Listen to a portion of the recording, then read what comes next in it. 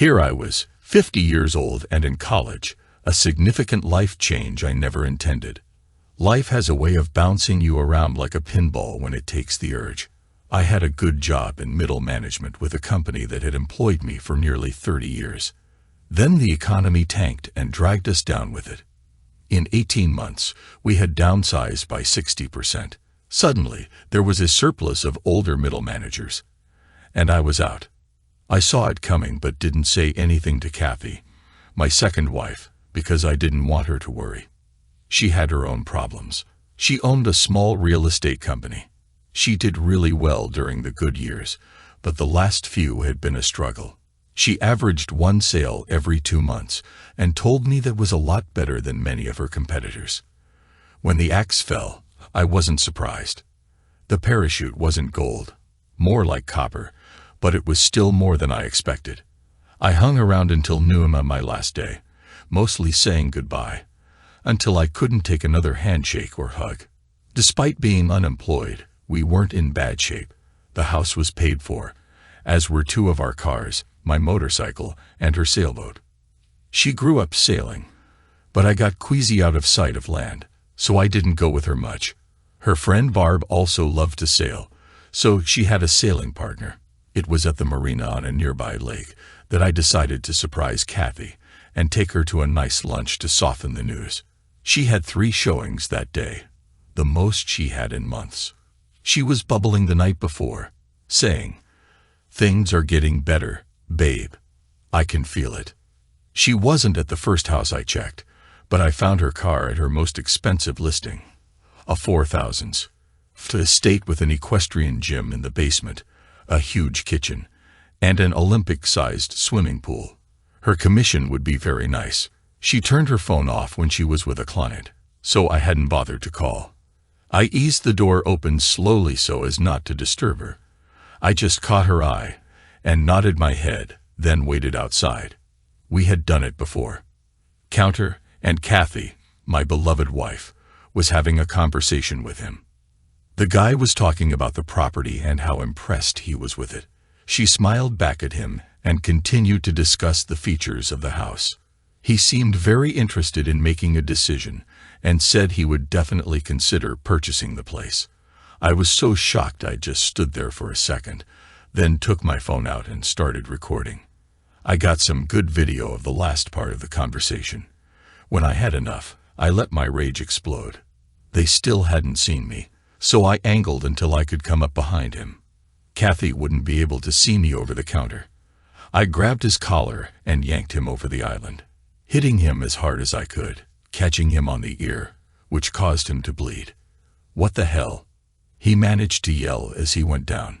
He instinctively covered up, so I kicked him in the stomach and ribs a couple of times before he managed to roll over. I kicked him a few more times before getting on top of him and landing a few elbows on his head. He was going to have some serious bruises. Kathy finally popped up. I stopped kicking him and snapped a few more pictures before starting around the island. Her eyes were huge. "Run!" I screamed in rage. She took off, leaving her blouse open. I heard that Mustang she was so proud of burning rubber a few seconds later. The guy was still down, moaning. When I bent over, he started begging me not to hit him again. I reached into his pocket, took his wallet, and removed his license. "You'll get this back when I make a copy. I'll need to know where to find you for court," I said. He started begging, "Please, they'll lose my family," and added, "I'm not the first. My friend told me about her." I couldn't believe it, but it didn't take much for him to talk.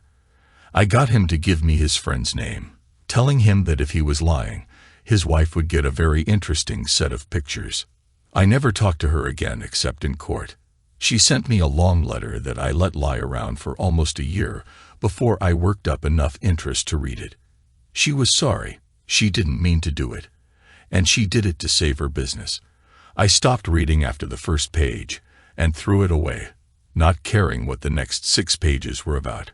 I tried to keep it civil until she realized I wasn't coming back and turned into a different person. We met with her lawyer, and until then I had kept the photos out of it. I gave him a set, telling him to inform her that if she fights me, these go public. He wasn't the first. I tracked down 2 more men who experienced her sales techniques. This is still an alienation of affection state. The wives could bury her with lawsuits. It'll all come out in court.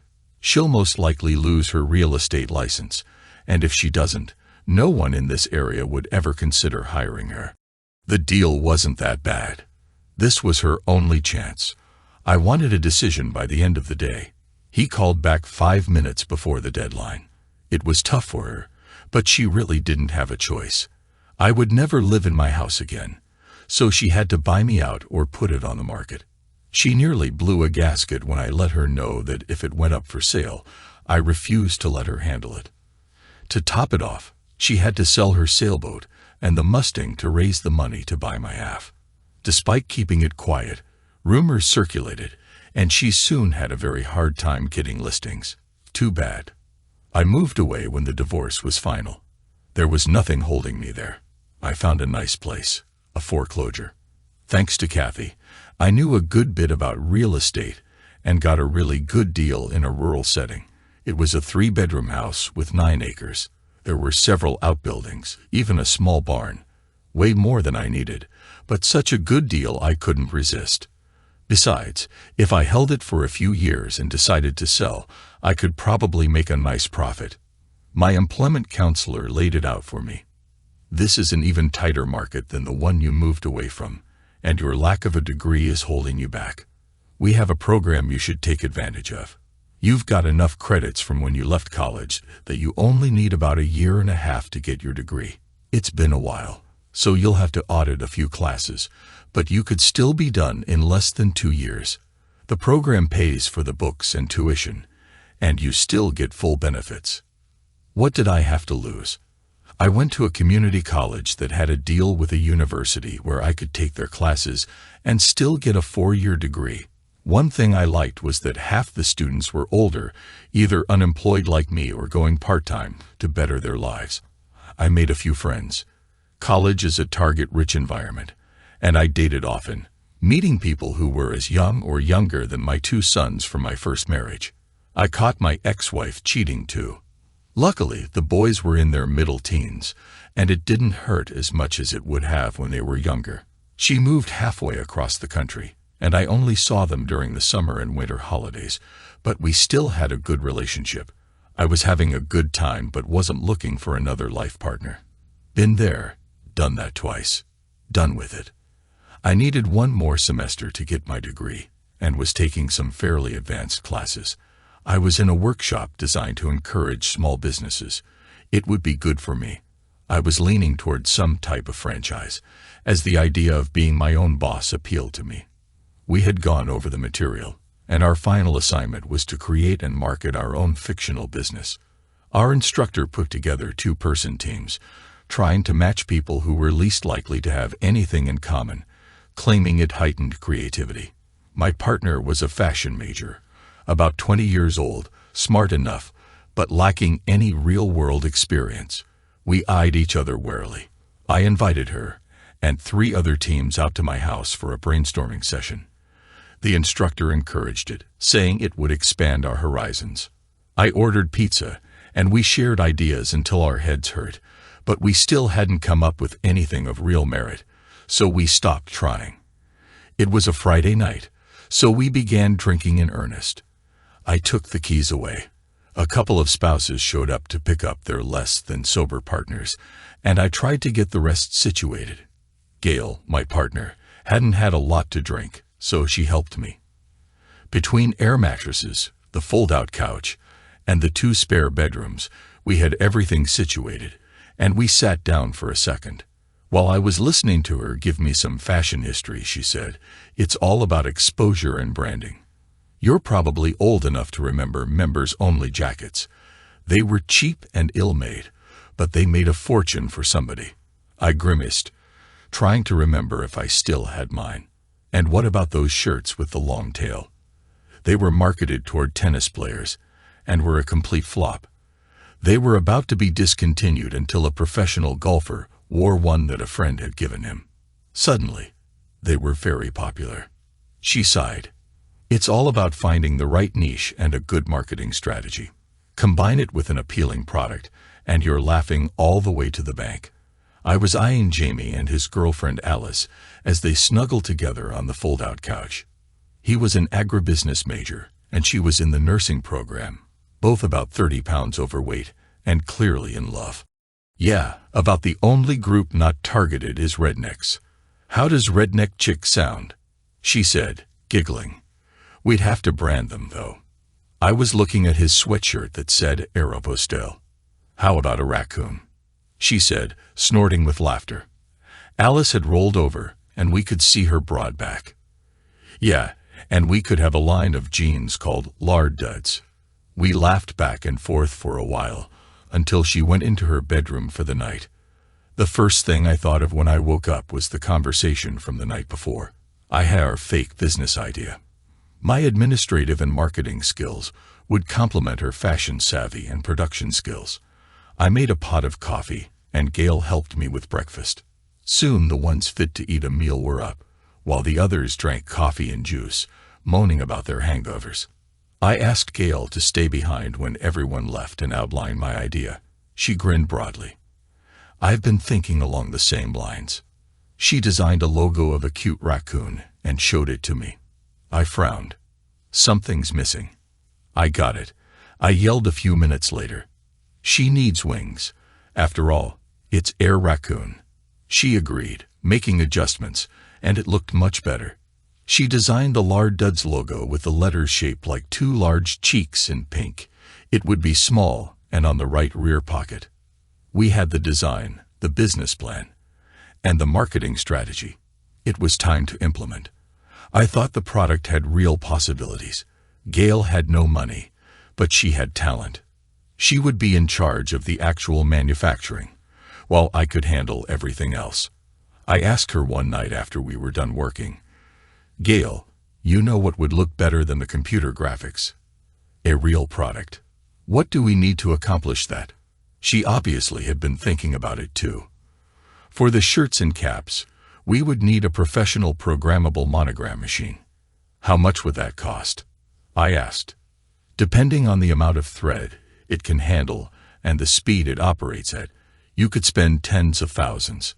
Melco and Brother make really good machines in the mid-price range, going from $7,000 to $15,000 new. You can look around and get a good used one for half that, especially if you find someone going out of business and trying to unload equipment. Wow, that's a bit more than I thought, I said. Still, it would give us a reasonable starting point. Gail, I have a proposition for you. Let's really do it. I have some money I'd be willing to spend to start us up. You handle design and manufacturing, and I'll handle everything else. Think about it. She did, for about 30 seconds. I got a lawyer, told him what I wanted, what I thought was fair, and turned him loose. He called us into a meeting and laid it out for us. The company name would be Redneck Chick Clothing Company, and Air Raccoon was trademarked to me. Gail got the Lard Duds trademark. Since I was putting up all the money and paying the bills until we turned a profit, I got 65%, and Gail got 35%. She didn't like the split but came around and signed, knowing full well I could replace her and own it all. We got lucky and found a used Melco machine. The owner was desperate to sell, and we picked it up for $4,000 instead of the $12,000 new price. Having it delivered to my garage, we paid a company representative to come in for a one-day training seminar, hinting that if this worked out, we might buy more. Gail was like a kid at Christmas. We went out and bought 6 dozen assorted t-shirts, 3 dozen men's and 3 dozen women's. The men's were black and dark red, while the women's were pink, yellow, and light gray, all sizes large to 3X. We also bought 2 dozen black and white men's hats and 2 dozen for the women in pink or white. It took her half a day to program our logo through trial and error, but it came out exactly like we wanted. Soon, all 16 needles were working, creating our design. We made the logo small but noticeable, small because the threads we used were expensive. It was a blend of grays, white, silver, and black, with the wings being all silver. She had programmed it so they had a gossamer look. We got Alice, Jamie, and 4 of their friends, all big people, to model our product for our presentation. Gail insisted we get an overlock machine for her to sew the prototype jeans. It was nowhere near as expensive as the monogrammer. We even got some of the guys from the television and radio program to do a commercial for us. It showed Alice in the work version of the jeans, wearing our shirt and hat, helping Jamie around the farm. Later on, she wore the dressier version with a pink-colored shirt featuring the Air Raccoon logo prominently on the pocket. She looked confident and engaging, smiling at the camera while her voice did the overlay. Lard Duds jeans. Definitely not for little girls. The instructor was stunned. We aced the course. More importantly, we started receiving requests for our product, building up quite a following locally. I had definite ideas about the business, as did Gail. We didn't always agree, but we found common ground on many issues. I had a metal building on my property, 48 by 36. We applied for a zoning waiver as a cottage industry and got it. We remodeled the building, insulating it, adding a heat pump, building a 2-stall bathroom and a small break room, and then installed 12 brand new Melco machines. We advertised for employees and were lucky. There had been a large textile presence in the area, and many skilled sewers were available. There were 900 applicants for the 12 positions. We carefully screened them, making them actually use the machine before we considered them. Most were hesitant, having never used that type of machine before. The ones that showed promise we set aside for consideration. In a week, we had 11 hires. I brought on the last one without Gail's approval. She showed up unannounced without an application. I heard there were some sewing jobs available, she said. I looked her over. She was overweight and appeared to be in her 60s. I thought I'd talk to her, let her off easy, and send her on her way. Do you have any experience? I asked. All I've ever been is a sewer. I started out when I was 13, 50 years ago. I've sewn shirts, upholstery, leather, sails, and mattress covers. If you can get a needle through it, I can sew it. She paused to draw breath. I need this job, mister. My husband died last year. He was never much for saving, and I've got 2 grandbabies I'm helping raise. My unemployment is on its last emergency waiver. I'll have to go on welfare, something I swore I'd never do. I've never missed a day of work in my life, except when I had my babies. Please, mister. I could see the tears shimmering in her eyes. Do you know anything about this type of machine? It's not actually sewing. We monogram pre-made shirts and hats right now. Not a thing, but if it uses needle and thread, I'll figure it out. I held out my hand. Can you be here Saturday around 9? I'll have my partner give you a little training. The tears flowed unchecked as she shook my hand. I'll be here. Thank you, mister. You won't regret it. She turned to leave, and I stopped her. A couple of things you need to know. There are only going to be a dozen of us, and I'm not a real formal kind of guy. I expect you to call me by my given name. It's Zachariah, but I prefer Zach. And if you're going to work with me, it'd be nice if I knew your name. She put her hand to her mouth in embarrassment. Mavis Davis Turner. God bless you, Zachariah. For all the years I knew her, she never called me Zach. Gail wasn't too happy when I told her about the hire, but was very impressed with how quickly Mavis mastered the basics. In 3 hours, we decided to pay the team minimum wage plus production. If they could operate the machines at 80%, they averaged $9 an hour. Not a fortune, but better than unemployment. We were too small to offer insurance right now, but I worked out a deal that allowed them 4 doctor visits a year for $20, plus up to 3 generic prescriptions paid for. I knew it wasn't much, but I at least made an effort. The women seemed to appreciate it. Most were middle-aged relics of the textile trade. Mavis became the unofficial floor manager, acting as a grandmother and cheerleader. The first thing I had each employee do was make a shirt in all 5 colors with their names monogrammed on them. That became the uniform. Monday was red, Tuesday was blue, and so on. They appreciated it and became walking billboards in the community. They worked 9 hours a day from Monday through Thursday and 4 hours on Friday. If we were behind, which was almost all the time, they could work all day on Friday, but never on Saturday. Most took advantage of the overtime, unless they had family commitments. Employees received a party on their birthday and could take a day off with pay or opt for extra money. We always made sure to give them a nice gift. Mavis got a 19-inch flat screen with a Blu-ray player and a year of Netflix paid for. She was so grateful that she cried for an hour before she finally gave up and went home. Gail grumbled a little, saying that money was starting to blind her. We continued like this for a year, adding a mini shift with college kids working 4 hours a night 5 days a week and Saturdays. Yet we still couldn't keep up. We had made the spare bedrooms into offices. Finally, I walked into Gail's office and flopped down on her couch. I'm exhausted. We need to expand, take it to the next level. Plan on doing nothing next week, but looking for a larger facility. How big?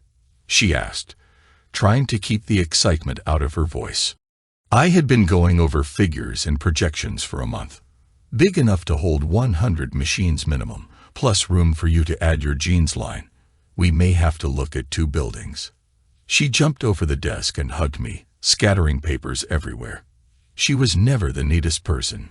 Gail had been grumbling because we had been tied up with the shirts and caps and hadn't had the time or the opportunity to develop the jeans line. It was time. We found a pretty nice facility at a reasonable rate. We planned to bring in the new machines 25 at a time and get them up and running, expecting to be done in a year. There was a smaller building nearby within walking distance that we leased. Gail shopped for overlock sewing machines. She planned to start with 20 and go from there. The operation had gotten too big for us. We were working 16-hour days and making mistakes.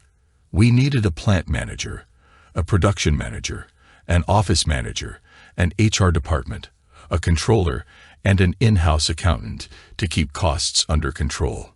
We ran ads in the paper and trade magazines. Our original group heard about the expansion and got nervous. They liked the informal setting and didn't want to change. I didn't either. I trusted them and wanted to use them as our experimental shop. We held a little meeting. First, we're not moving you. You might find yourself doing different things, but your jobs aren't in danger. I'll be in my home office half the time, so you'll still see me. We need a manager, and I'm pleased to announce Mrs. Mavis Turner will take over the day-to-day operation, effective Monday. There were actually some cheers and clapping. Mavis was pretty sharp and handled a lot of floor problems before they got to me or Gail. She was a natural leader. It shook her at first that anyone would have that much confidence in her. She needed a little convincing, but when I doubled her base pay, she came on board. I also gave everyone a bonus check. 2 weeks' pay as a thank you. Gail objected, saying I was babying them and giving them unreasonable expectations.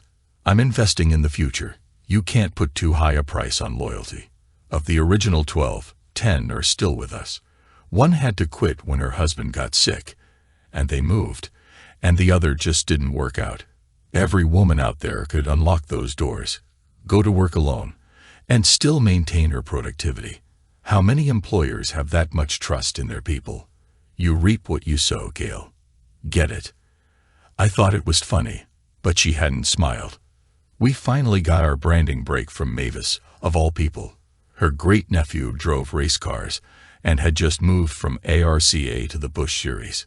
It was kind of like going from single A to triple A in baseball, with NASCAR being the majors. A lot of NASCAR drivers still ran in the Busch Series, but there weren't many black racers on the stock car circuit. Mavis came to me, all excited one day. "Zachariah, my nephew is coming for a visit. Can I have Friday off?"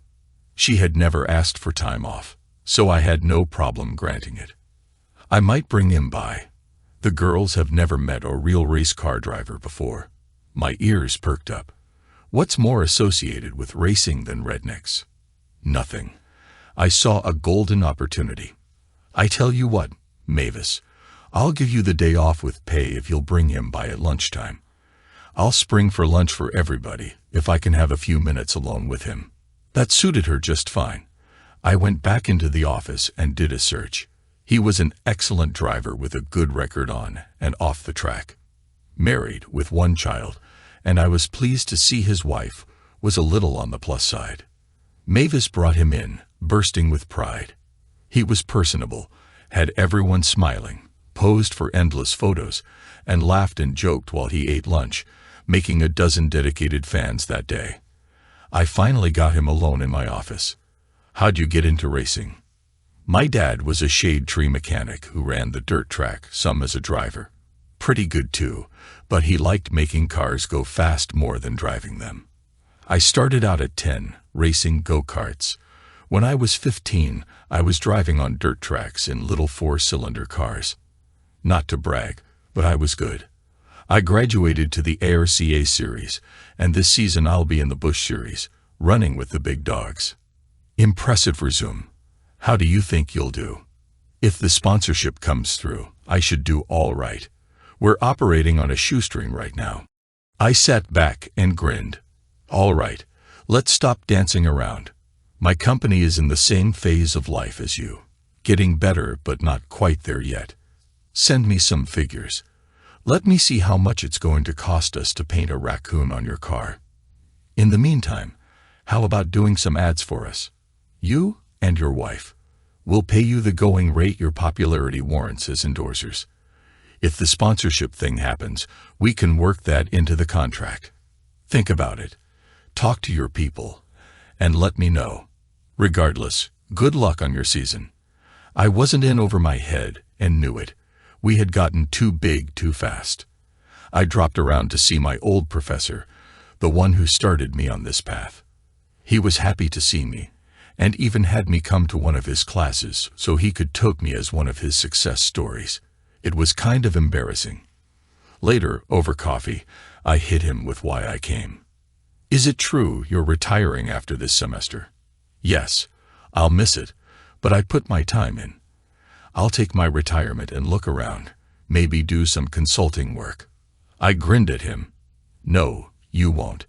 You'll be taking your new job as vice president in charge of development at the Redneck Chic Clothing Company. He sat, coffee halfway to his lips, in shock. Are you serious? You bet I am. I need help with your contacts in the academic and business world. You're perfect for this job. I want you to put together a team as soon as possible. We'll talk later, but I'm sure Gail and I can make it appropriate. I had talked to Gail, and she was on board with it. Then again, she was so consumed with the jeans factory setup that she would have agreed to just about anything. We got lucky with a few employees. My oldest son had just gotten downsized, and he was an accountant by training. I offered him the job of controller, and he jumped at the chance. He soon arrived with his new bride, who was 4 months pregnant. They hadn't told me. She needed a job, so I hired her as my personal assistant. I leased a house for them out of my personal accounts as a signing bonus for a year. I was hoping by then they would be ready to buy. Gail brought a woman by to talk to me. It was her aunt, a very attractive woman, 46 but looking 36, with long black hair and dark, smoky eyes. She was tall at 5'7", and you could tell she worked out regularly. The only way to describe her was professional, yet stylishly dressed. I realized Gail was still talking and tuned back in, even though she is my aunt. I just nodded, and Gail smiled, apparently indicating I had just hired her as office manager. You won't be sorry, she said, shaking my hand. I hope not. Even if she wasn't very competent, it would at least add to the team. I know, sexist pig, get over it. I had to look at the resume she had shoved into my hand just before she left. Her name was Amaryllis. Apparently, her mother was a big Flower fan. There was a note saying she preferred to be called Amy and that she was very skilled. We got my youngest son to join us. He had a degree in materials management and warehousing. We hadn't needed a warehouse yet because as soon as the product was finished, it was shipped. But new, bigger things were coming. We held a meeting with Gail, Amy, Ralph, my old professor, Barry, our lawyer, Greg, my oldest son, and Jerry, my youngest. This was the team that was going to take us national. There was a lot of ground to cover, and a chain of command had to be established. We decided I would be CEO. Gail would be vice president in charge of the jeans division, and Ralph would be managing director of the t-shirt plant, among other things. Greg and Amy would head the office staff, and Jerry would look into streamlining our handling of material and any warehouse issues we might have in the future. Debbie, Greg's wife, a pretty smart cookie in her own right, would assist me on my expansion projects. Salaries were hashed out. Ralph, Gail, and I would get company cars and a few minor perks. There would be no ownership options, but there would be profit sharing. It was a bit rough, but I was sure over the coming months we could tweak it. Where was all this money coming from? We couldn't get the product out fast enough. Our first 25 machines came online, and we were actually ahead of schedule for about 4 days. We didn't have a plant manager yet, but I brought one of the women from the original group in to head the section. Betty wasn't Mavis, but she was fair and kept efficiency up. I gave her the same pay I had given Mavis. Barry was after us to incorporate and maybe go public in a few years. I wasn't keen on the idea. One of the things I hated about our business was that we didn't actually make the shirts. They were decent quality but foreign-made and leaked completely. We had been having a little trouble with the suppliers. Jerry came to see me. "Pop, how do you feel about using foreign-made shirts?" "It sucks, but what can I do about it?" His eyes were gleaming. "You can make your own. There are empty factories all over the country, especially in the South. There are still a lot of workers around with the necessary skills. They may be a bit on the older side, but that could work for us.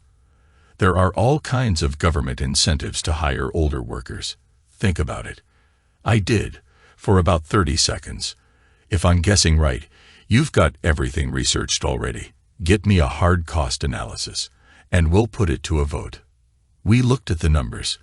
It would cost about 75 cents more per shirt to make them. Gail said no immediately. Barry didn't think it was a good idea, but both sons and Amy thought it was worth looking into. Ralph was ambivalent, but then decided we could work the Made in America angle and agreed. Debbie had just had her child, my first granddaughter, a month before. She was destined to be the most beautiful girl on the planet. I had her picture on my desk. It kept Debbie from making the trip, so I took Jerry and Amy. Gail didn't want to go. Too busy. I loved the area. It was rural but 40 miles from the biggest city in the state. I was saddened by the rows of empty buildings, once bustling manufacturing centers. The unemployment rate was staggering. The county, state, and federal governments were offering grants and incentives to lure us there. We had already visited 2 states, and nothing appealed to me more than this area. We found one mid-sized building that was perfect. It was a shirt factory back in the 90s, and some of the equipment was still in the building. It was outdated and would have to be replaced, but it spoke of history. We brought our findings back, and Gail fought tooth and nail. "We need to concentrate on our core business. You know, our profits would almost double if we were to move the operation to China. Something we need to consider." I was furious. "It's not just about the money. This company will never move out of the country. It's a pride thing." It steamed her, but I still owned 65%, so there wasn't a lot she could do. Jerry brought up another point I hadn't considered while I was having dinner with his family. "You know, even though they'll be sewn here, the fabric will still come from China." I hadn't thought of that. "You wouldn't throw that tidbit out without an alternative. Spit it out." He grinned. "Got a cloth plant already lined up. The product will be 100% American. They'll have to add 120 people over a year to meet our needs as we transition over. If we guarantee them a 2-year renewable contract, it's 40 minutes from the sewing plant, so transport costs will be minimal." One drawback: it'll add about 50 cents per shirt to manufacture. Can you absorb that and still make a profit? I had to think on it. Together with the sewing plant, it raised the cost to $1.25 more than buying the shirts outright. I talked to Ralph and Amy. They thought it was dual. We can raise the price if we have to. See if the market will bear it. You're pretty established now, and it will be a higher quality product. Gail objected again. She was buying all her denim from Malaysia for a fraction of what it would cost domestically. Her projected profit margins were impressive, and we were starting to disagree on just about everything. I took a close look at her. She was almost 24 now and wore designer fashions, expensive jewelry, and used a high-end stylist for her hair and makeup. She looked different than before, and I suspected she had undergone some cosmetic procedures. Her company car was a Lexus, and by our in-house estimates, she was worth about $2 million now. Money had definitely clouded her vision. Since Debbie did a lot of errands for me, I had given her my company SUV and drove my truck to work. Ralph had chosen the same model SUV, saying we could get a better deal if we got two. Amy called me. She had taken over human resources when the woman we hired originally got caught in a drug sting.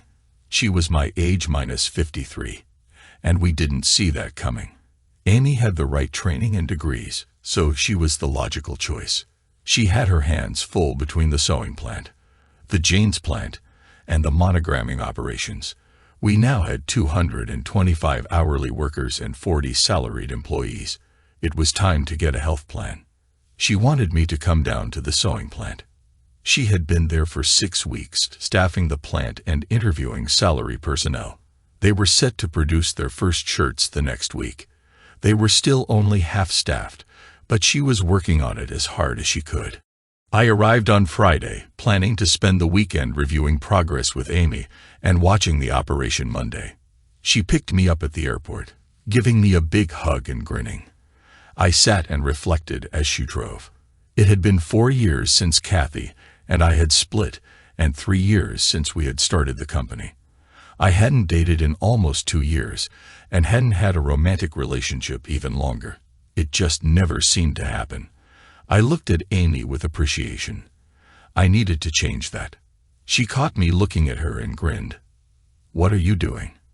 I knew I was blushing. I decided to be honest. "Enjoying the scenery." She grinned wider and took a deep breath, playfully straining the buttons on her blouse. "Good. Some of us thought you might be gay." She was still laughing when we pulled into the parking lot.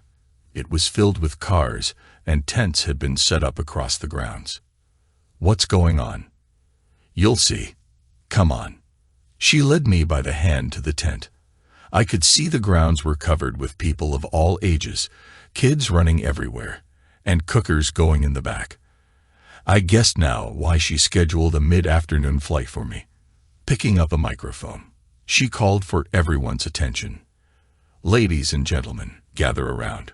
Welcome to the first annual company picnic.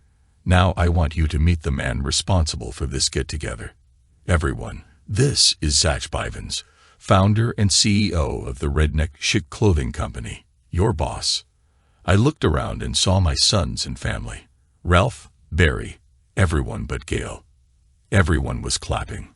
I was humbled. I didn't make a speech.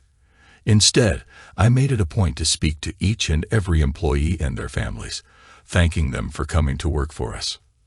There was a little ceremony when the oldest lady we hired, a 67-year-old grandmother of 9, presented me with the shirt she had sewn. The very first shirt to come off the line. I took it home, had Mavis monogram it for me, framed it, and hung it on my office wall. Our company was growing by leaps and bounds, and Greg ensured our cash flow and debt load were very comfortable. Mavis and the girls were working on designs for new products we were introducing, collared shirts, an upgrade from the tees. They even had a new logo, the same raccoon but larger, with a tail that came halfway down the shirt. Dubbed the long tail line, it showed great promise. We were also looking at offering jackets with an even larger logo. Just for fun, Mavis made a stuffed toy raccoon, wings and all, for her 3-year-old granddaughter. I saw it one Friday afternoon when I had reached my stress limit and decided to take half a day off. Rare for me. I always stopped to say hi to the girls and saw the toy lying on her desk. She grumbled because she didn't get to sew as much anymore, but took great pride in her job. She had turned 65 the month before, and I asked when she planned on retiring. "When you run me out of here, I'm happier right now than I've ever been in my life. I'll always be grateful for the chance you've given me." She hugged me hard, and the emotion almost overwhelmed me. "Well, if that's the case, you'll probably outlast me." I was enthralled by the stuffed toy. I had Mavis make one for my new granddaughter. It became her favorite toy. She slept with it until she was 5, and then retired it to a shelf, refusing to get rid of it. She even made one for me that I kept on my desk at work. I looked at it off and on for about a year before the idea that had been nibbling at my consciousness finally gelled. You couldn't find a company that made stuffed animals in the US anymore. They were mostly Chinese manufactured. I put Jerry on it. A month later, he came back with a plan. There was a small building near the shirt factory, and he had lined up the specialized equipment used at a good price. I told him to run with it. It took 5 months to set the place up. It only had 14 employees to start. The old machines weren't very fast, but made a high-quality product. Gail had a fit, thinking it was a waste of money. The jeans had taken off, and she was producing at capacity on 2 shifts, adding equipment and sewers until she didn't have any more room in her building. To keep the peace, I had Barry set it up so the stuffed animal plant was completely autonomous, owned solely by me, and manufacturing under the license of Redneck Chic. That seemed to placate her. Since Mavis designed the stuffed animal, I gave her 25 cents for every toy sold. The quarterly checks were almost as much as her salary. I hardly saw Gail now, except for staff meetings. She had her office at the jeans plant, and spent most of her time there. Greg told me she had a new boyfriend, and it looked serious. He didn't think much of him. We worked out a deal with Will Turner and his wife to do some endorsements for us. His racing career was doing well, and he had won 2 races so far. I really liked his wife. She was open and friendly. She was a bit reluctant at first. "You're admittedly marketing towards rednecks. Do you really think a black couple is a good choice?" I laughed. "You've never met a black redneck. Racing is racing, and everybody loves a winner. You're perfect, the wife of a race car driver and a plus-size woman. That's the market we target." We sent her several pairs of jeans and a dozen shirts and caps. She called back the next week. "I'm sold. They fit great, they're American-made, and they're good quality. What do you want me to do?" She and Alice, the woman from school and our original model, became our spokesmodels. Will took a few cases of the shirts and hats with him to the track. After his crew was taken care of, he gave the rest away to other drivers and friends. He launched our long tail line, appearing in print ads and racing magazines with his wife, while Alice mostly did farm magazines and publications like Good Housekeeping. Sales dropped slightly when we went all-American and raised the price by $2 a shirt.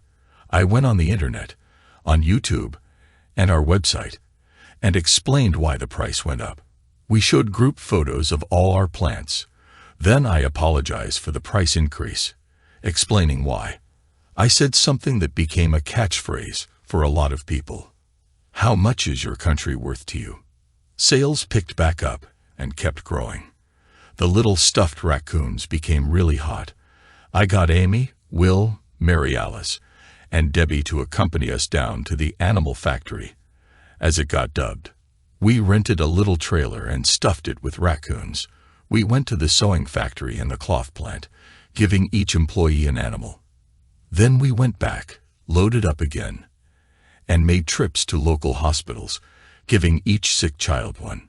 It went over so well that we had 2 truckloads delivered and had volunteers from our factories deliver them to all the hospitals in their area.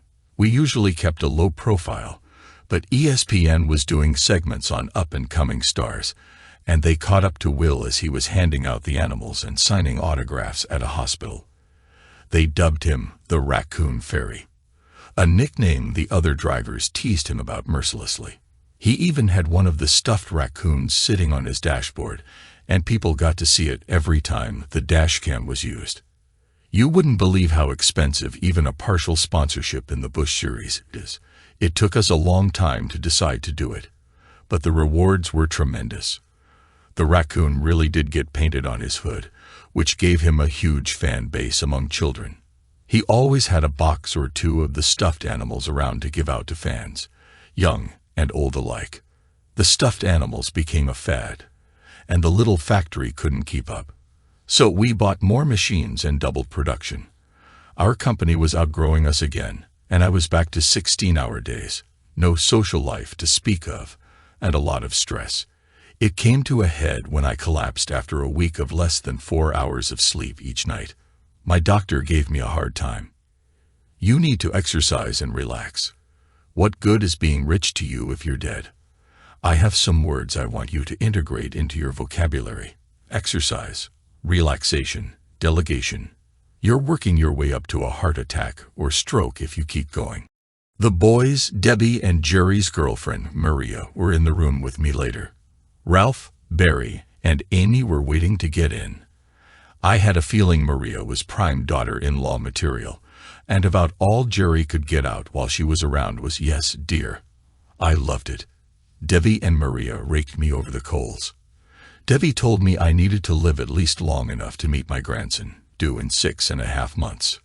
Maria whispered in my ear that he wouldn't be the only new arrival in the next 7 months, holding up her hand to show me the ring. You've got a lot to live for, old man. They talked it over and decided what I needed was a woman, specifically, a wife. Someone who'll keep you alive long enough to nag you to death, was how they put it. Amy was peeking in by then, so they left the room. Ralph and Barry gave me a hard time about lying down on the job, and told me in no uncertain terms I was allowed to work half-days after 2 weeks off, for the indefinite future. What really surprised me was the way Amy acted, crying all over me. You're in a hole. Think about how many people depend on you. It was all I could do to keep the management of the shirt plant from coming up here. I had to stop most of the locals from flooding the waiting rooms. Mavis is out there and refuses to go home until she sees you. You have no idea what you mean to these people. If she wanted to shame me, she succeeded. Mavis hugged me so hard I almost lost my breath, crying like a baby. I had to swear on the lives of my grandchildren, present and to come, that I would take care of myself. Amy put a note for me on all the bulletin boards asking them not to send any more flowers. The room was full, and I was sending the overflow to the children's ward. They kept me 3 days. I went by the office after I got discharged, and production stopped instantly. I don't think I've ever been hugged so much. Not surprising, since 80% of our workforce was female. Amy decided I wasn't smart or capable enough to take care of myself, so she and Mavis worked out a schedule. I would work until lunchtime at the office, and then go home to rest and relax. Mavis would pop in every hour or so to make sure I wasn't working. Amy got into the habit of eating lunch with me to make sure you actually eat something healthy. My double Whopper addiction was well documented, but I could sneak one in every week or so if they weren't watching too closely. I came to enjoy the lunches tremendously. Sometimes we would eat with the women in our experimental shop, but most times we were alone at the kitchen table. I actually started enjoying salads. Despite working together all this time, we never really got to know each other. We were always too busy. I told her about my marriages and how they both collapsed due to infidelity. I was surprised at her response. I despise cheaters with a passion. I was married before, just once. I still remember how devastated I was the first time I caught him. When I caught him the second time, he was history. I cried for days. Anyway, it didn't seem to upset her that much. My cousin told me his third marriage just ended due to his cheating again. I'm glad to be rid of him, she said. She had divorced him 6 years ago. I asked if she had anyone now, and she laughed. I don't have time for a relationship. My boss is a slave driver. If he didn't pay me so much money, I would have left a long time ago, she said with a grin, letting me know she was kidding. How come you don't have a relationship? I asked her back. I don't have time. Somebody has to crack the whip, or the slaves revolt, she said, laughing now. Besides, I said, I'm getting picky with my age. I often thought I would never marry again, but lately, I've been rethinking it. Just because I failed the first 2 times doesn't mean there aren't still good women out there. The law of averages says I eventually have to get it right. The look in her eyes changed, but before I could figure it out, she changed the subject. Gail is making noise about moving the jean shop to China again. I think she's trying to take advantage of your diminished presence.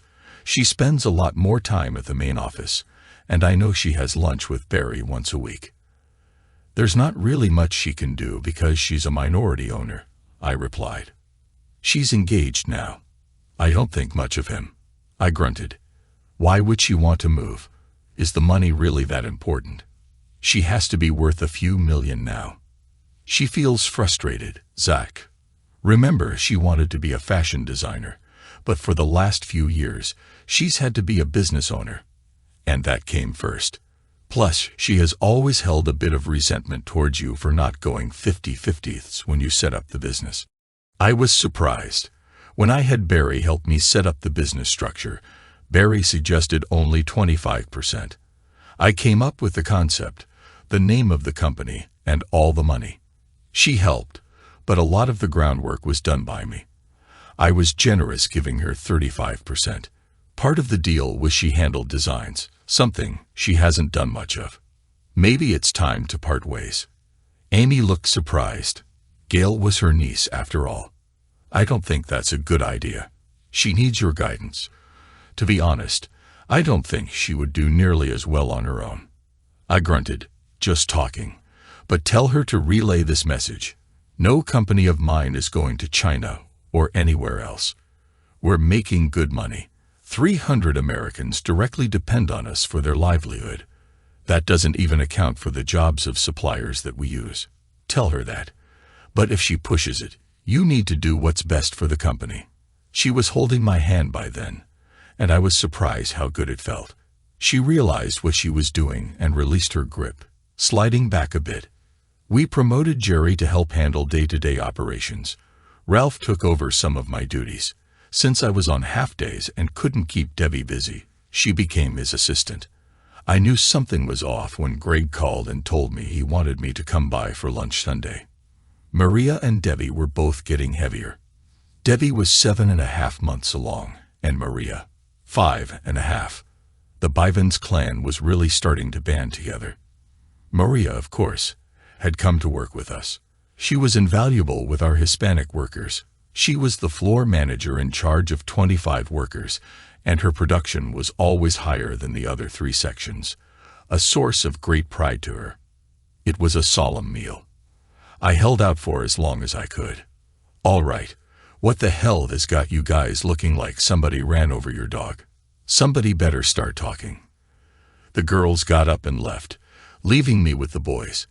They hemmed and hawed before finally coming out with what was on their minds. Dad, Mom is in bad shape. She got downsized and caught her new husband cheating. She's a wreck. Her house is in foreclosure. Can we help her? I eyed them, not liking what I was thinking to help. Greg took the lead. Jerry and I found her a nice little apartment in a good building. We'll pay for the first year, including utilities. Jerry is putting her on his phone plan. He paused for a breath, and Jerry jumped in. She needs a job, Dad, something to occupy her and give her some money. She needs to be able to stand on her own in a year. I really didn't like where this was going. I suppose you boys got a plan for her being gainfully employed. Spit it out. Gail needs a new assistant. Her old one quit the other day. Didn't say why and refused an exit interview with Amy. Everybody knows what a challenge Gail can be. We figure with her being your ex-wife and our mother, she'd be a little more polite. It works out well for all of us. Plus, she'd be in the factory most of the time. You'll never see her, except maybe for weekly staff meetings. It would mean a lot to us. This sucked. Rosalind was my first wife. Hell, I was over her. I'd gotten married and divorced again since I had been with her. And I still didn't need old wounds opened. But she was their mother, and she did need help.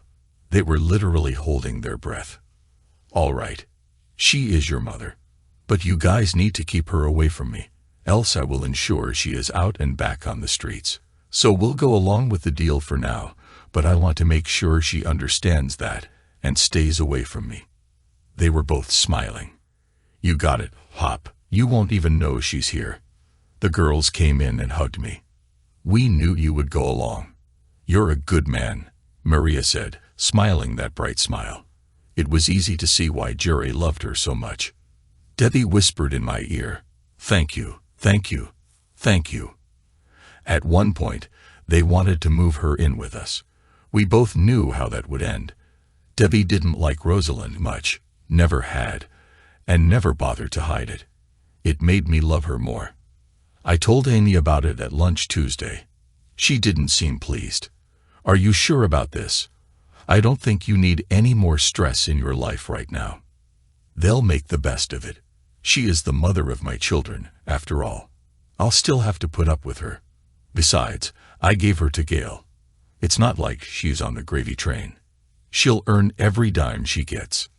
Amy actually laughed. Gail didn't take it very well. It took all my HR skills to get her to listen to reason, but I talked to her yesterday, and she had settled down a bit. Rosalind arrived the next week and immediately started complaining. Her apartment was too small, the commute was too long, and she didn't like Gail. Other than that, things were perfect. Greg and Jerry had had a little talk with her. We're doing the best we can, Mom. If you don't like the apartment, find one you like.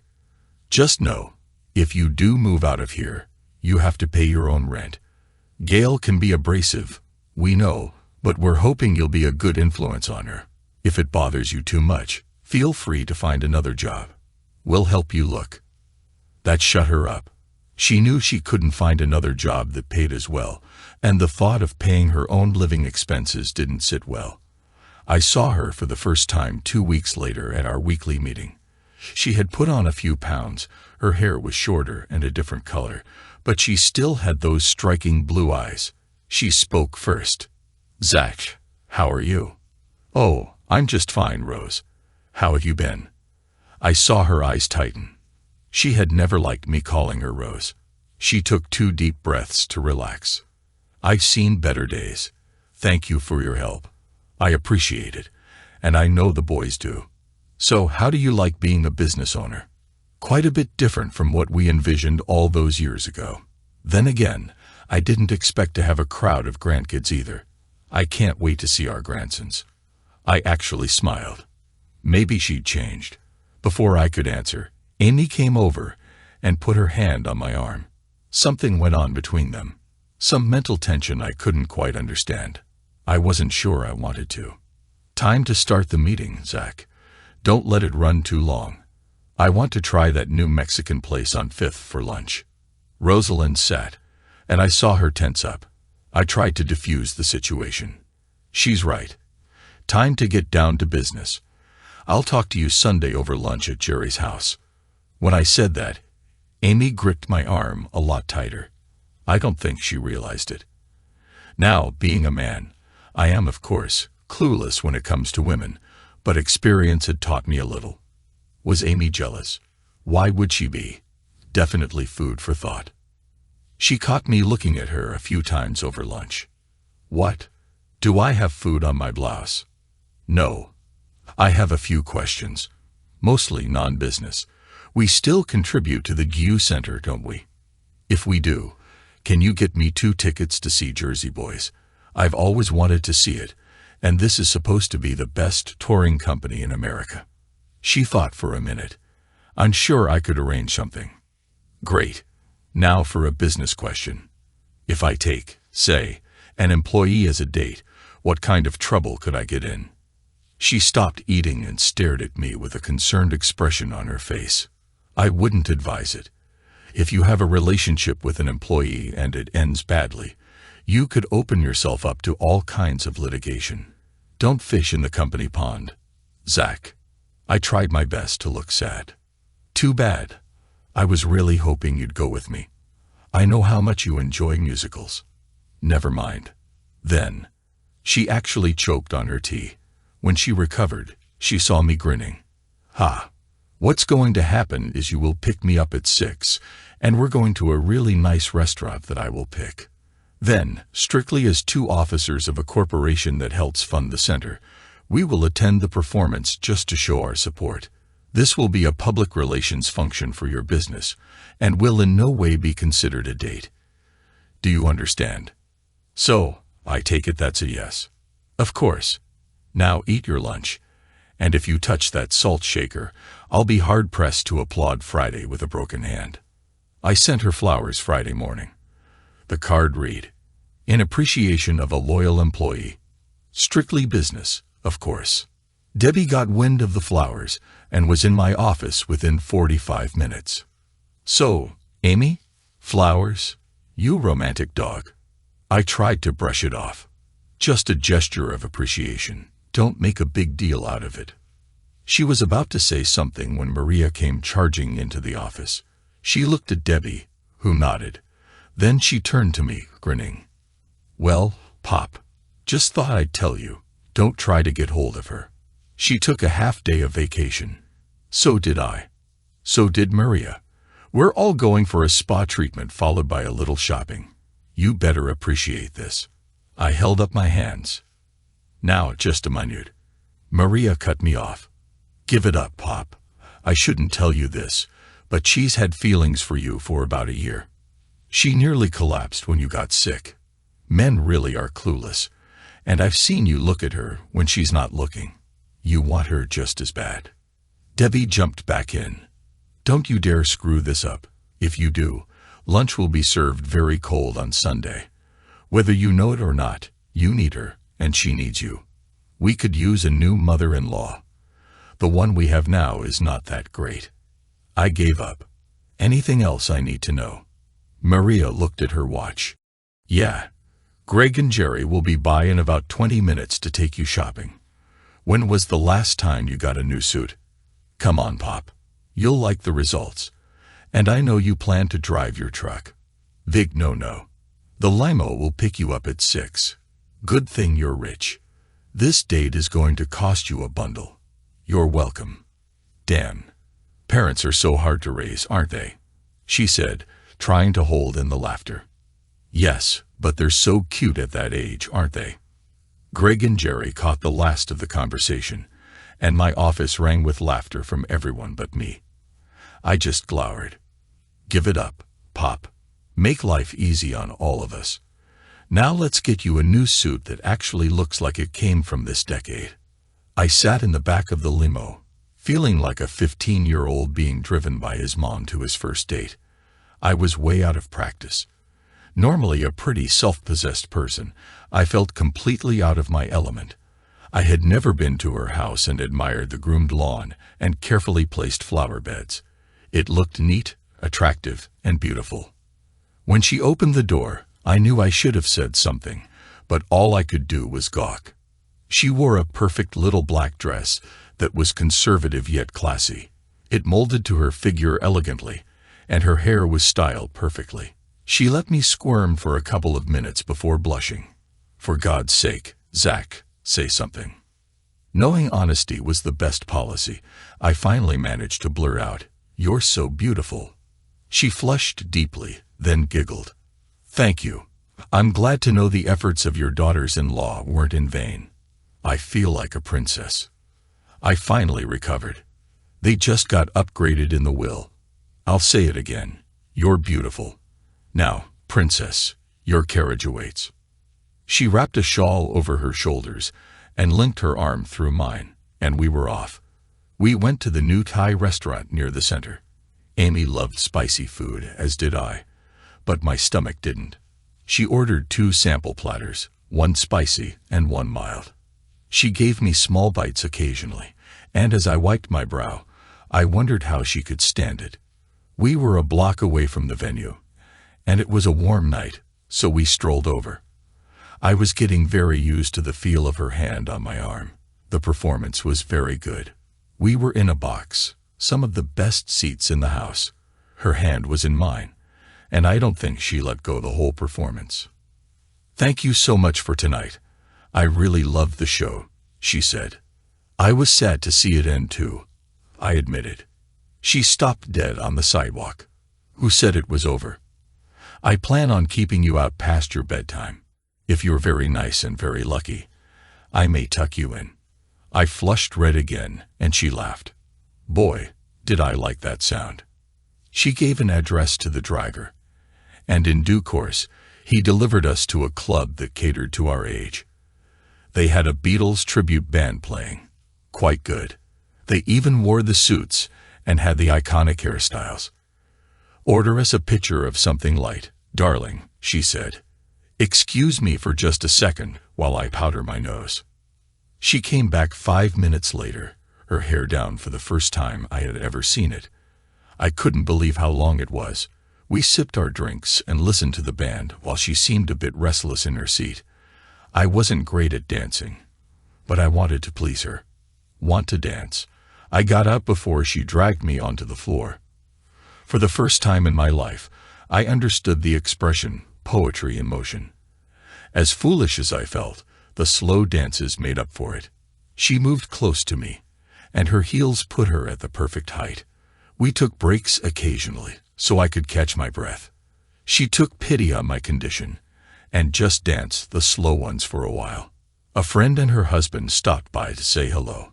I had noticed them, an attractive couple who really knew how to dance. We invited them to sit, and I got them a round of drinks. Their names were Jerry and Sky. When the band started Twist and Shout, Amy started to squirm.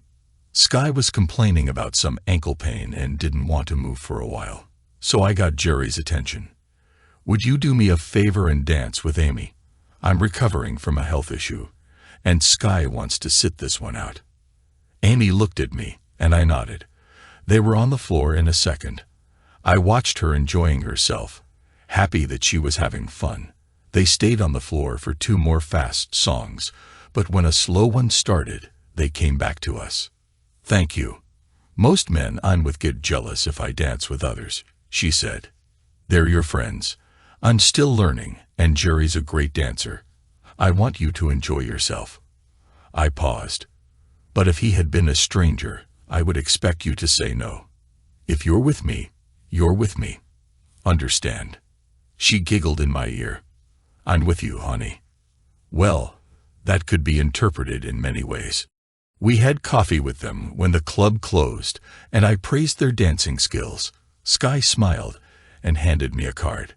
"We own a dance studio." Before we left, we were signed up for lessons. "I don't think you need lessons," I told her in the limo. "I used to be a part-time instructor when I was younger. It can't hurt to brush up on my skills.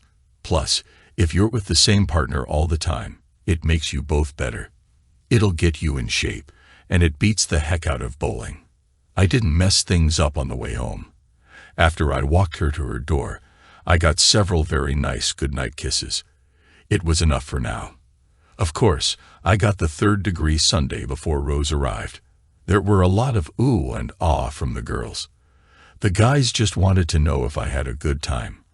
Their wives playfully pummeled them while laughing. Rose came in and saw the smiles. "Well, it's nice to see everyone smiling. Anything special to spark it." Jerry laughed. Pop went on his first date in over 2 years. Apparently, he had a really good time. It was a little white lie, and everyone knew it, but nobody corrected it. For some reason, Rosalind didn't find it funny, and her presence put a damper on the proceedings for a while. It only lightened up when Ash, their 2-year-old, woke up from her nap. Debbie brought her in, still clutching her raccoon toy, her comfort object. Rosalind commented on how cute Ashley was and how the toy looked familiar. "It's our company logo, Mom," Jerry explained. "We manufacture them, at a facility near our shirt factory. We sell them online and in certain retailers that carry a lot of our clothing. We've sold quite a few." She rolled her eyes. "Great, something else to swell your coffers." This offended Jerry greatly. The toy line was his project, and he was proud of it. "Well, Mom, so far, we've sold over 500,000 at a profit of $1.50 each. It isn't part of Pop's other businesses. It's a standalone charitable foundation. Every dime after expenses goes to the Wounded Warrior Foundation to help disabled veterans resume a normal life. They build ramps, make houses handicap-friendly, pay for guide dogs, private counseling, anything that can make it easier for them to live normal lives." I wish he hadn't told her that. We didn't do it for publicity. We did it because we wanted to. Jerry's best friend lost both legs to an IED in Afghanistan, and it shook Jerry to see how hard his life was. He came to me to see if we could help, and we built ramps for his house. It got me thinking. I really didn't need the money as much as they did. Gail had insisted I make it a separate business, so she wasn't losing anything. Bob, his friend, went to school and finished his accounting degree, and we hired him the day he graduated. Part of his duties was to oversee the donations. I liked him, but he made me nervous, not because of his disabilities, but because he kept thanking me. Rosalind was suitably chastised and apologized. All told, it wasn't a bad afternoon, compared to, say, a root canal. Monday morning, I got an email with a detailed list of functions I would be attending to represent the company. It looked like my Fridays and Saturdays were going to be tied up for a while. I was still going home at lunchtime. I liked it and was seriously considering making it permanent. Amy had lunch at the house with me and Mavis and didn't mention the past week. She did ask if I got the memo about more community involvement, to which I assured her I did, and it sounded like an excellent idea. Mavis was a pretty sharp old bird, and when Amy kissed me goodbye and called me honey, her eyes got huge. Amy didn't have her car door shut before she was on me. "So, you and Amy. About time. You're too good a man to be single. You need someone to love you, and she does." I held up my hands. "Whoa, we're just friends. Nobody has marriage in mind." She just looked at me with her hands on her hips. If you say so. Well, when this wedding that nobody is talking about happens, I expect to be sitting on the groom's side of the church. I just looked at her as she walked back to the shop, smiling. Mavis told me she and the girls were working on something, but they would only tell me when it was ready. She made sure Annie was with me Friday at lunch. I knew something was in the wind. They had been whispering and giggling for days. Mavis asked me to come into the shop after lunch. All the girls were grinning when we came in. "You told us to experiment, and we did," said Mavis. "Get ready for a fashion show. Bring them out, girls." It was mostly grandchildren, ranging from 8 months old to 6 years, all wearing bright clothes with our logo. I had often thought about launching a children's line, but never had the time to develop it. Mavis beat me to it. I was really impressed. When I looked closely at the logo on the jumper of the 8-month-old, I noticed it was wearing a diaper. One 6-year-old had a dress on that featured a mother raccoon with 4 juveniles behind her. Debbie was there with Ashley, who had on a little pair of red overalls, with 2 raccoon heads sticking out of the bib. Baby Raccoon was introduced on the internet with a limited run, and we sold out in 2 weeks. Everyone was happy. Except Gail. She stormed into my house while Amy and I were having lunch. "I'm supposed to be the designer here," she ranted. We sat there with our mouths hanging open. I tried to be reasonable. "Nobody is undermining you here, Gail. If you remember, I asked you 2 years ago about a kids' line. You wanted to concentrate on your fashion line. You got it up and running. Now design to your heart's content." She ranted a little more and then stormed back out. We looked at each other. "She's losing it," said Amy. "That husband of hers is spending money they don't have on foolish things, and she doesn't know how to say no. He knows she has millions, But he doesn't understand the difference between working millions and spending millions. To top it off, he talked her out of a prenup. I sat up straight, my feet hitting the floor. Is she insane? There's a clause in our partnership agreement stating that if either of us marries, their spouse has to stay away from the business, which was for her own protection. What was she thinking? I knew that Barry was going to have a field day with this. Things progressed nicely between Amy and me. We went to concerts, plays, and sporting events. Anything she could fit into company functions. I wondered how all the romantic movies she made me attend fell into that category, but wisely kept my mouth shut. We had rights to the owner's box during race season. I wasn't much into racing per se, but Amy really seemed to enjoy it. Maria and Alice were almost always there. Jimmy loved racing, and they were often called on to help distribute goodies to the crowd, especially to kids. We had added kid-sized t-shirts, which were a big hit. Will was winning and placing in the top 10 consistently, and the principal owner wanted to jump to NASCAR next year. And we were along for the ride. He was a lock for Rookie of the Year if he kept his pace. We had to add another building of monogramming machines and expand the shirt factory, which meant our cloth supplier had to expand. Forbes magazine did a story on us. We were on the cover. Jerry, Greg, Ralph, Amy, Debbie, Maria, Mavis, and of course, Gail were featured. The caption read, "Grinning like a proud business owner. The story of a true American success." As things got better between Amy and me, they seemed to degenerate between Gail and her new husband. I could see storm clouds on the horizon. We had gone south as a family to attend the shirt factory's annual picnic. The food was excellent, with the meats and side dishes done professionally. The desserts were made by the employees, 80% of whom were women.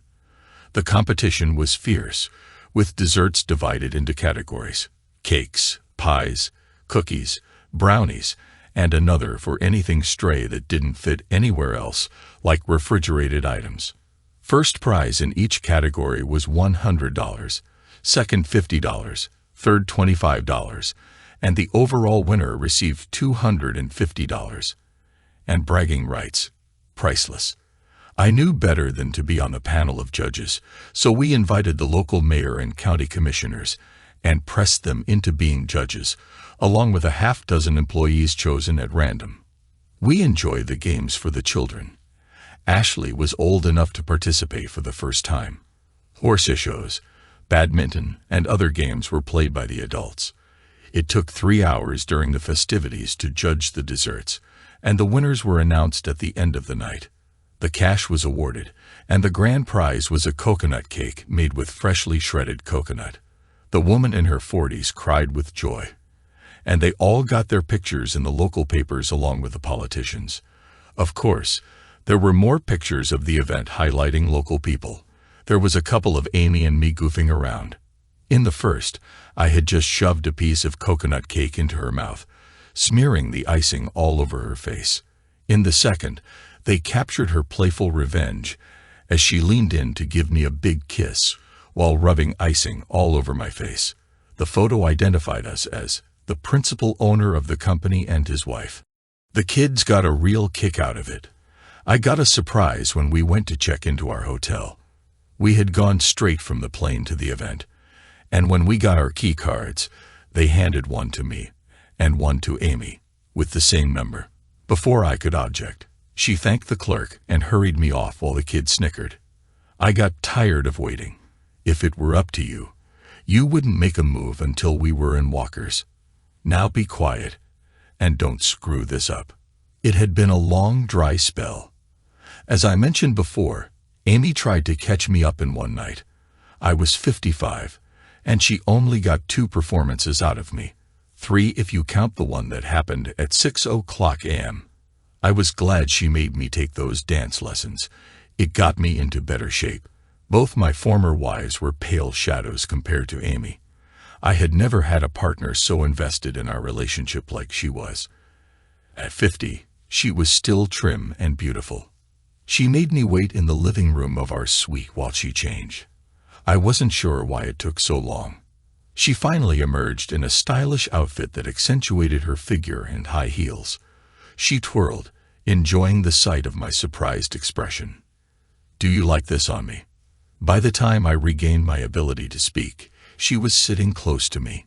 We shared a kiss and enjoyed each other's company for a few moments before I drew back. "I can think of only one thing that would make this look even better," I said. She raised an eyebrow, a questioning look in her eyes. Before I could continue, I laughed and said, "As good as it looks on you, it would look even better off you." She giggled, replying, "Well, I did all the work putting it on, so it's only fair you take it off of me." I was all about being fair. We enjoyed our time together, and once we were done, I saw her panting. I held her close, refusing to let her move until she fell asleep. At 7 o'clock the next morning, I awoke to her smiling back at me. We took a shower together and made it to the dining room just in time to have breakfast with the family. Debbie grinned and told Amy she was glowing, while Greg told me I looked tired. They all giggled and snickered at my expense for the rest of the meal, while she just smiled. I surprised them by announcing we were staying down for a few more days. I wanted to visit the toy factory and the cloth plant. Mostly, what I wanted was to get Amy back in bed. I'm proud to say I accomplished my goal. We didn't talk about the future until we were on the plane home. I didn't dance around the topic. "So, how long do you think it will take you to close out your apartment before you move in?" She took my hand. "I intend to spend a lot of time in your bed, but I'm not moving in right away. We need to get comfortable and make sure there are no little quirks that will drive us apart. Just so you know, while I'd love to live with you, I'm an old-fashioned marriage kind of woman. Does that scare you?" I took her hand. "The only thing I'm afraid of is that I'm not the one you want. I'll be more than happy to live with the rest." It must have been the right answer because she never let go of my hand for the rest of the flight. I was miserable the first night at home after spending 4 nights with Amy. I would wake up reaching for her until I remembered she wasn't there. The next day, we struggled through lunch with Mavis. She looked back and forth between us before breaking into a grin. We were in the bedroom before the door closed behind her. Later, as we cuddled, she told me she would be back with a suitcase later, just so I'd have a change of clothes if I decided to stay over. She went back to her apartment a week later to get more clothes. Everyone was happy with our relationship, except for 2 people, Gail and Rosalind. I was surprised when Rosalind showed up at my office just as I was going to lunch. "Can we talk?" I glanced at my watch. "I'm due somewhere in just a bit, but if it won't take long, I'll wait." She sat and fidgeted for a few minutes before I finally spoke. "You're running out of time, Rose. Spit it out, or I'm leaving." She took a deep breath, drawing my eye to her outfit, which was quite revealing for work. I could almost see the top of her stockings, and I got a really bad feeling. We were good for each other for a lot of years, weren't we? Right up until I did something foolish. "You've changed. I've changed. Do you think we might?" I stopped her. "Am I stupid? You mean having an affair with your boss for a year before you got caught and telling your friends I was a no-talent loser who would never amount to much? How much better he was." I paused for a moment, then continued. "If I hadn't threatened to file suit against your company and get you both fired, you would have succeeded. Or how you tried to flaunt your new husband in my face, bragging about the money he made and how happy you were." I eased off a bit. "I'm not sorry your life didn't turn out like you hoped for, Rosalind. Honestly, you deserved it. But too much water has flowed under the bridge, and we can't go back. You're still attractive, you have a decent job now, and you're close to your children. Count your blessings and don't push your luck." Before I could say more, the door flew open, and Amy walked in. She regarded Rosalind coolly for a moment before turning to me. "Lunchtime, honey. Do you want Mexican, or should we just have a salad and save the Mexican for dinner? I'll have it delivered to the house so we can relax." "Sound good." Rosalind sat with her mouth hanging open, and I have to admit, I enjoyed the look on her face. I rose, taking Amy by the hand. Rose and I were just talking about old times, and I was about to tell her how bright my future is. But that can wait for another time. See you Sunday. We were out the door before she could recover. Amy saw the look in my eyes at lunch. What? Everybody knows we're together. Your door wasn't shut before I knew it. She was in your office. She needs to learn I don't share my toys. If she thinks that, she needs to find another sandbox. I protect what's mine. My face almost disappeared under my smile. Am I yours? Her face softened. Yes, you're mine. You have been since you were in the hospital, and I realized I was falling in love with you. Can you handle that? I doubt it. You're way out of my league, but that won't stop me from trying. It might take me years to get it right, but I'll never stop trying to make you happy. She jumped up and ran to the restroom, tears flowing down her cheeks. Apparently, I had messed up again. The kiss she gave me when she got back told me I was still doing something right.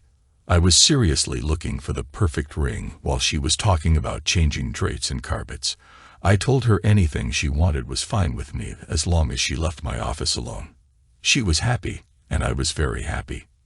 What could possibly screw that up? I was in my office 2 weeks later, looking at honeymoon brochures, when my secretary called. Boss, there's a lady here to see you. Who is she? Does she have an appointment? No appointment. She says she's your wife. I wondered who the heck it was. Everyone knew Rosalind by now. And Amy hadn't said yes yet. I thought it might be a joke. I nearly fell out of my chair when Kathy walked in. Hi, Zach. Surprised to see me? She asked, smiling and dressed to impress. Why are you here? I asked, more curious than anything else. The smile left her face. I'd like to start by saying I'm sorry. Remember what I said in my letter? I admitted I never read past the first line. Why didn't you read it? She asked, her voice cracking. I decided to be honest. Because I was in too much pain. After Rosalind, when I found you. It made me believe in love again. For 6 years, I thought you were mine alone. Then I find out you've been doing things for profit for almost a year. For what? To make your sale and get your commission. You know what a lot of people call a woman who does that. She struggled to hold her temper. Whatever she wanted, she must have wanted it badly. I decided to keep the conversation brief. What do you want, Kathy? She hung her head and broke. I sold the house to keep my business going. But I lost it anyway. I know you didn't tell, but word got out about what I had been doing. All I got was perverts wanting to sample the incentives I was giving. I lost my listings, then my business. No one in town would let me near their offices. I wasn't run out of town, but it was close. She slumped into a chair. When I said I was broke, I mean really broke. It took the last of my money to get here and rent a room for 3 days. Help me, please. If I ever meant anything to you, I don't want much, and I won't stay here. But I need enough to last a few months. I've got a friend on the West Coast who said she could maybe find me a physician. While a small part of me enjoyed seeing her broken and begging, a bigger part felt compassion and regret. I leaned back in my chair, then got out my checkbook. This is all I'll give you for the good part of our lives. And you do have to leave town soon. I really hope you have a good life. I couldn't enjoy mine more. I'm going to propose to my girlfriend today. She's a good woman, and I love her with more passion than I ever believed possible. When I look back, I'll try to remember the good times and believe what you did was done in desperation and clouded judgment. Her eyes got big when she saw the check. She tried to thank me, but I cut her off. Just take the money. I won't miss it. Even I don't believe how much I have now, and I owe it all to you. If you hadn't betrayed me, I would have never moved here, met the people who helped me get started, and steered me to success. She stopped sniffling. Could I please have a goodbye hug? I thought about it. No, don't make me explain why. You wouldn't like it. The door opened without a knock, and Amy strolled in. Hi, honey. I just need. She saw Kathy. Sorry, honey. It can wait. I caught her hand as she turned. No, it won't. Miss Myers, I made her take back her maiden name, was just leaving. I turned my hand on Amy's waist. Good luck, Miss Myers, on your future endeavors. Please excuse me. My secretary will show you out. I walked out with Amy, enjoying the look on her face. I never saw Kathy again. We turned a corner, and Amy playfully pushed me against the wall, covering my face with passionate kisses. I know who she was, she said. I started explaining, but she put her hand on my lips. Hush, if you don't know by now. I can be really jealous. You're mine, and I don't like trespassers, especially ex-wives. I shook my head. Now, goodbye. You must know I have spies everywhere. I trust you completely, honey, but you're a sucker for a sob story. You're too good a man. Thank God you've got me to keep you on the straight and narrow. Now you have something you want to ask me. Well, it wasn't the way I had envisioned it, but I dropped to one knee and pulled out the ring from my pocket. People were walking by. Secretaries and assistants on their way to lunch. Floor managers bringing paperwork in. They all stopped and stared. As you pointed out, I would be lost without you. I think I need a bit more close supervision, and the only way I can get it is to have you with me always. Amy, love of my life. It took me 2 tries to get it right, but I believe I'm now with the woman I was destined to find. Please, baby, marry me. It wasn't the romantic speech I wanted, but I made my point. I think everyone in the hall held their breath as she knelt down to my level. Yes, it was plain, simple, and the word I wanted most to hear in my life. People clapped and cheered, but neither of us cared. We stayed on the floor, sharing the kiss for almost 5 minutes, long enough for the kids to come thundering down the hall. Maria and Debbie pulled Amy up, and they were in a 3-way hug, dancing around in a circle. The boys just stood grinning. Quit smirking and help an old man up, I told them. They pulled me to my feet, and the girls grabbed me while Amy hugged Jerry and Greg. It was all over in about 40 minutes. Mavis called me an hour later. Remember, I sit on your side of the church. I wish I could have seen her face. You're not going to do a lot of sitting. My parents have passed, so you'll have the position of mother of the groom. She couldn't talk anymore, so she hung up. The date was set, and Amy was in my house full time. We had a long talk about the future. I think I'm going to retire. The boys have come along nicely, and Ralph will still be there to guide them. They'll stay CEO, but I'll only step in when they're deadlocked or need advice. If you retire, you retire. All right. Please, honey. She smirked, like I'm going to let you wander around on your own. You'll have a new full-time job, watching over me. Everyone was happy about the engagement except for Gail. She wasn't happy about anything lately. She finally put a halt to her husband's spending ways. She told him he needed to get a job if he wanted play money. He had stopped working the day after they married.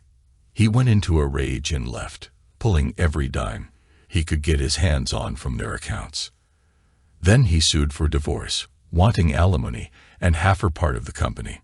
Barry brought up the partnership and corporation paperwork that plainly excluded the business from community property. It was a gray area, but Barry told him plainly he would drag it out for years and that he would be paying his own fees until then if he couldn't get a lawyer to take it on contingency. Barry had a good reputation, and lawyers were leery. In the end, Gail had to pay him $1.5 million to get him to go away. The drawback was that she didn't have the money.